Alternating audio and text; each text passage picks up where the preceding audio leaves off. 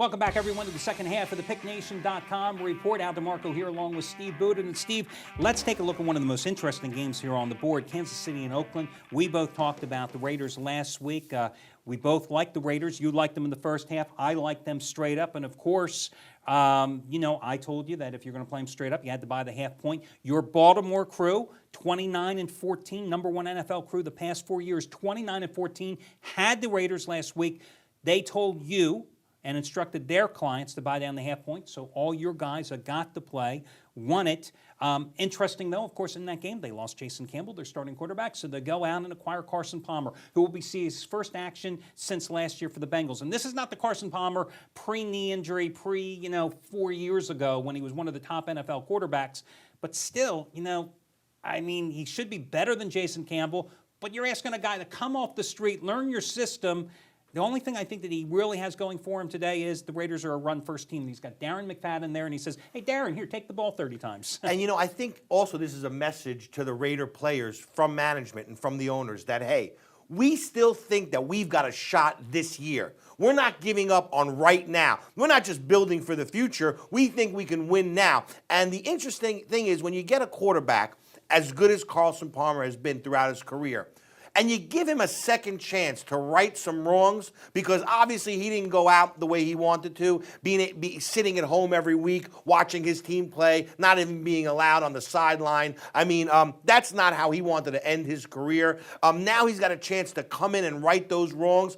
We saw it with Michael Vick. I think we'll see it with Palmer. I think he'll play spirited, inspired ball. I think that's going to turn into great news for Oakland. I like the Raiders here. Liked them last week. I like them this week. They're flying high. I'm going with the Raiders. And it's not like this hasn't been done before, guys, in the NFL. The Raiders that did it themselves back in the early 80s with Jim Plunkett led them to a Super Bowl. The Redskins did it back in the 70s with Billy Kilmer and Sonny Jurgensen. It has been done.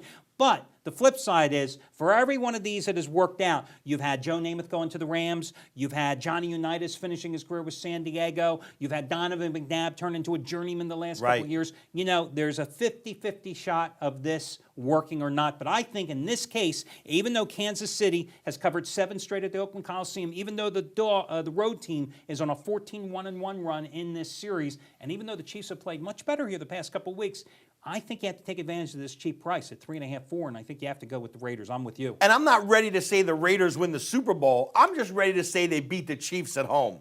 Yeah, exactly. Although, I'll tell you, I was a little concerned with somewhat of a lackluster performance after the emotional start after the ceremony celebrating the late owner Al Davis last week. They didn't play that good against a bad Cleveland team, but who says Kansas City is much better than the Browns? Agreed. So next game is going to be Pittsburgh and Arizona. Pittsburgh was up 17-0 last week at home against Jacksonville, and then in the second half, they were pathetic. I don't know. Somebody put Ambien in the Gatorade or something. Jesus, and this is the first meeting for these two since they met in the Super Bowl. Cardinals only 4-7-1 against the spread the last 12 games they played in Glendale. But, I'm looking at this game. I'm seeing Pittsburgh at 3.5. I still know that even though they haven't played that well and they have all the injuries, they're still the better team. Pittsburgh's banged up like Snooki is on the Jersey Shore this season. They're pretty banged up. But look, at the end of the day, you look at a game like this and you're expecting to see a line 6.5, 7 at least. This is an Arizona Cardinal team that is horrible. They're the worst team in the league. Only one way to play this game. You got to lay the points with the Steelers. I may be wrong, but I can't bet the Cardinals in this game. No, I agree with you wholeheartedly there. We'll talk about Green Bay, Minnesota in just a moment, and also your Indianapolis-New Orleans contest as well. Quick reminder again, guys, listen, you see the ad here on the page, $300 of my money at stake. Free fantasy football league contest at draftstreet.com. Unlike the old days, and actually these type of leagues still exist, where you play for the whole season, you set your trades and do your rosters, and you got to wait till January to pay off. This is like gambling to me, and it's perfectly legal because it's a game of skill.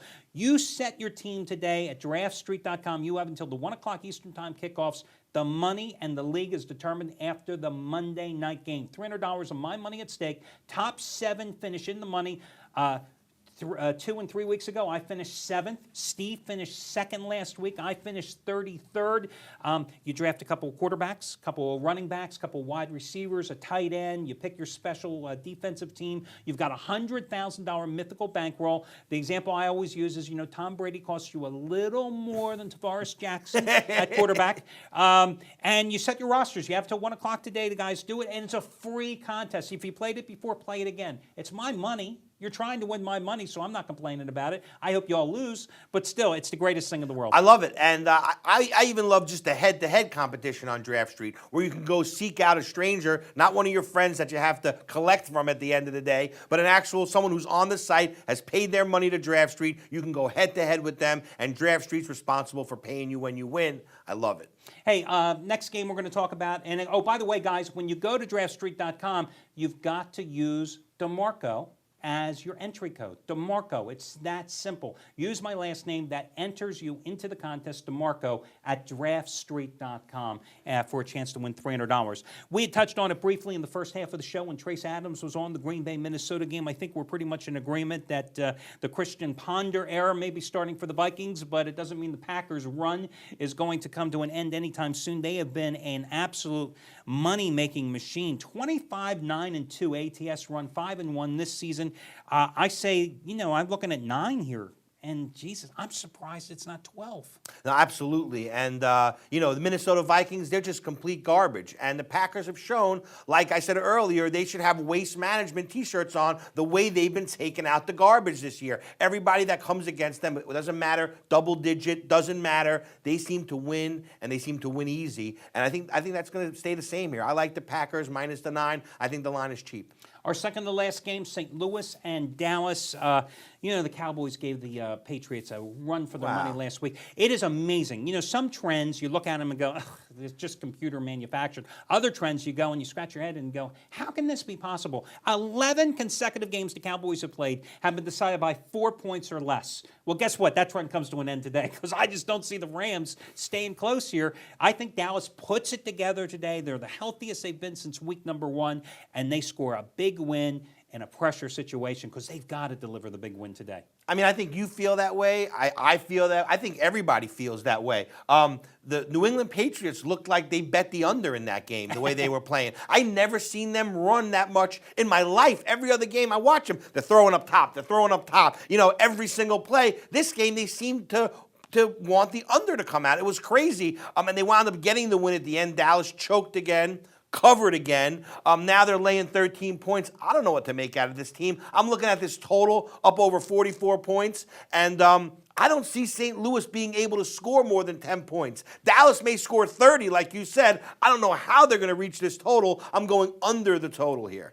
I can see that too. That's an interesting thing, going with the under. Even though the Cowboys have gone over the total, 9 of their last 10 at home, I can see their defense the is under. improving, as we saw last week. If it wasn't New England dumping the game, then Dallas actually played great defense. That carries forward. I don't think the Rams are going to score against Dallas if New England couldn't. Okay, you like the under. I'll side with Dallas. Last game on the board here, guys, Indianapolis and New Orleans. I was in Tampa. I watched the Saints in person last week.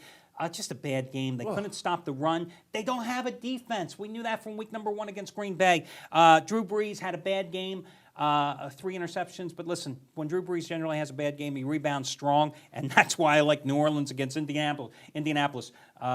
Painter, Breeze. Right. Yeah, I'll take the Saints. That's all you have to look at. Am I going to go with Breezy for Sheezy or the Painter? And I call him the Painter because when they brought him in, it was almost like the coach said, do we got anybody that can play? Get the Painter in here, anybody. And they got Painter in. Look, at the end of the day, this is one of the most elite quarterbacks in the league against a nobody. You got to lay the big wood. Yeah, I don't think Indianapolis has the offensive tools to stay within the number. Would I bet the Saints? Absolutely not.